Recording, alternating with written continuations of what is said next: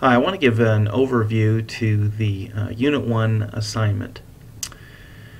Uh, Unit 1 assignment asks you to function as a financial analyst and provide a potential client with some data about, I think it's 4 companies, Ford, Starbucks, Harley-Davidson, and I don't even remember what the other one is, Home Depot, something like that.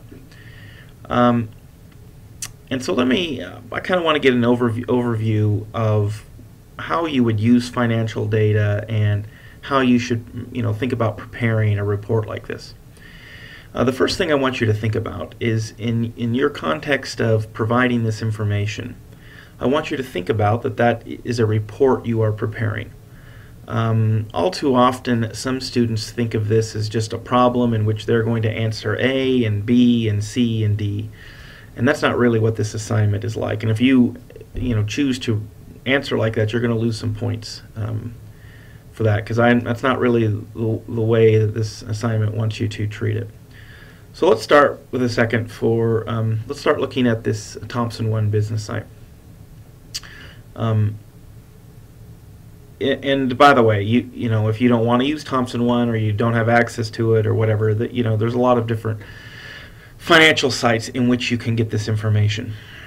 But what I've done is I've just typed in the company name, in this case the stock ticker for Apple. I decided to use Apple as an example, as AAPL, and it pulls up a bunch of information that I'm going to use in my report.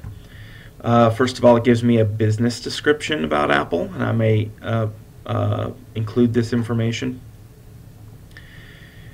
in my report. So here's my example of Apple. Briefly summarize the nature of the firm's business. There's that information there.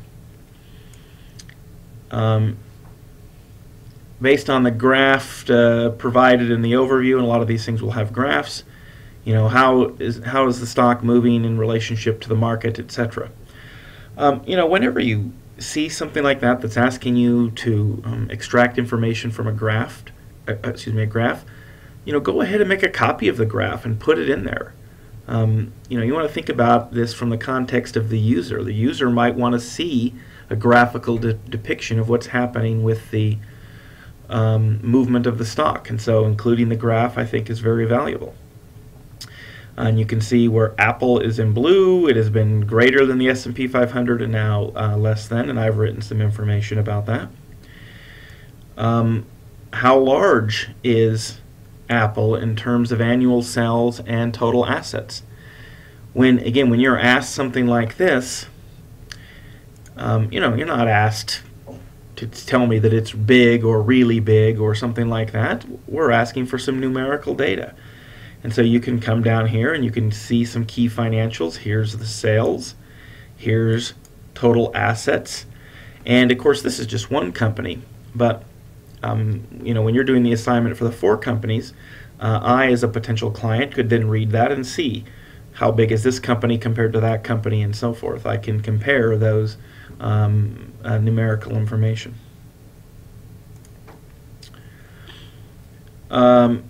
How profitable has it been? I used net income and then net profit percentage, which is net income divided by sales, to quantify that. And actually, after I've written this out, kind of following my previous example, in hindsight, I might have changed this to be some kind of a table.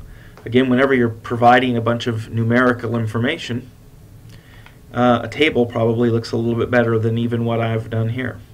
You might want to consider that. What are analysts saying about investing in the stock?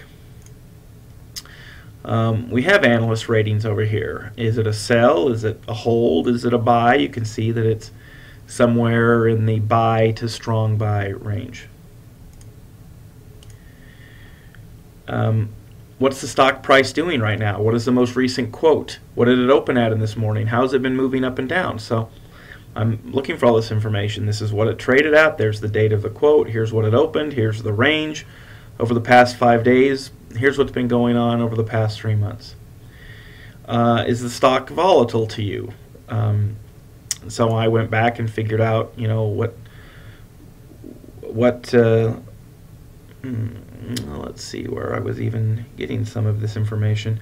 By the way, I'm just doing this all from the front page, but you can go into some more detailed things here. We can click on prices, and you can see 52-week high. How high has the stock been in the last year? 705. How low? 409. That, by the way, that struck me as quite volatile. That is a pretty big movement in 1 year. So anyways, there's other things you can look at here in order to get some of this information. Okay, and then I will go on and do the very next company and so forth. So that's kind of what I'm looking for, and I hope that this is an example to get you started and help you understand how to use some information. And by the way, there's some things in here you might not know.